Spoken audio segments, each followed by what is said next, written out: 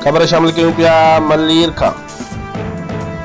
मलीर जे कोई गोठ में हाजी पीर दरगाह के गादी नशीन सैयद जानज़ेब पारां ईद मिलन पार्टी तकरीब कोठाई वई, जंहिंमें पीपी एमपी राजा रज़ाक सलमान अब्दुल्ला मुराद मीर अब्बास तालपुर सैयद जानज़ेब शाह सैयद कायम अली शाह सैयद शाहजहान शाह नूर मोहम्मद लाशारी मास्टर अली नवाज साबिर अली इलाही बख्श बिरोही गुलाम फरीद बलोच नसीर बिरोही समेत पीपीए के कारकुनन इलाके वासिन वडे अंग में शिरकत कई।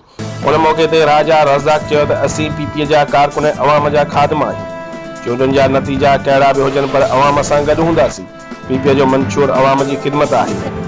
सलमान बलोच चयो त बिलावल भुट्टो ज़रदारी पाकिस्तान जे अवाम जी आख़िरी उमेद आहे। बिलावली मुल्क के बहरान मां कढी सघे ऐं 15 मई ते बिलावल भुट्टो ज़रदारी जो मलीर जे अवाम भरपूर इस्तक़बाल कंदो। कारकुन भरपूर तैयारियूं कनि। रिपोर्ट करे रहिया मुश्ताक गबोल, बे न्यूज़ मलीर।